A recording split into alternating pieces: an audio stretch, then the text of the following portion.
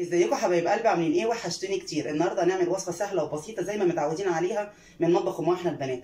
هنعمل صينيه الجمبري بالصوص الرهيب اللي هنطلع منه الشوربه اللي قدامكم دي، خطيره جدا وجميله جدا. وهنعزم كمان على اكلتنا النهارده ناس عليها.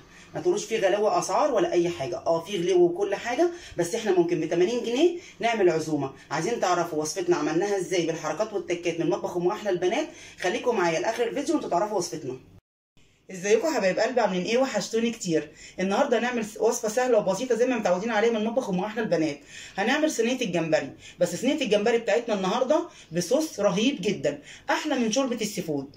ايوه بجد هتشربوه هتقولوا احلى من شوربه السي فود. عايزين تعرفوا هنعمله ازاي؟ تعالوا نشوف المقادير الاول وبعدين نشوف الطريقه. اول حاجه عندي نص كيلو جمبري زي ما انتم شايفين، هاتوا الحجم اللي انتم عايزينه. عندك بعد كده طماطمايه كبيره مقطعه طرنشات، بصلايه كبيره مقطعه طرنشات، فلفل الوان، كوبايه ميه عشان هزود الصوص بتاعي، والتوابل اللي عندي مخليها الاخر عشان نركز فيها وتعرفوا انا بقول ايه. معلقه كبيره بابريكا، ومعلقه بصل باودر وتوم باودر، دول معلقتين صغيرين، ومعلقه كبيره كمون عشان دي اساس وصفتي، وحاجه بسيطه ربع معلقه فلفل اسود وربع معلقه كزبره ناشفه. تعالوا نشوف مكوناتنا هنعمل فيها ايه بالطريقه. جبت الصينيه بتاعتي وحطيت فيها زيت وهنزل بالبصل زي ما احنا سامعين كده، وهبتدي انزله تقريبا واحط سنه ملح عشان يدبل معايا بسرعه. هبتدي اقلب كده لغايه ما يدبل معايا ولونه يتغير، وهنشوف هنحط ايه بعد كده. هنزل دلوقتي بالفلفل الالوان بتاعي برضه عشان يدبل معايا زي البصله اللي احنا شايفينها دي، هي ما اتحمرتش، هي دبلت بس. برضه افضل اقلب كده وايدي فيها عشان خاطر ما تتشعوطش من الجناب. دلوقتي انا هنزل بحته التومه. انا ما قلتلكوش في المقادير لان بحب الحاجات اللي هي اساس الاكله بحب اخليها لوحدها عشان ما ننساهاش. هفضل كده ان انا اقلبها عشان تفك معايا.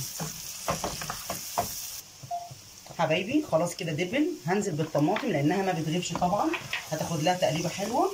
وهنزل كمان بالجمبري بتاعي، وهنزل بالتوابل بتاعتي. ده مهم جدا، الحركه دي مهمه جدا عشان تطلع لي الصوص اللي انا قلت لكم عليه في اول الفيديو. هديله تقريبا، الريحه خطيره.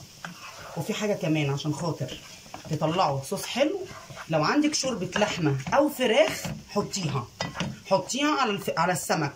انا ما عنديش، هعمل ايه؟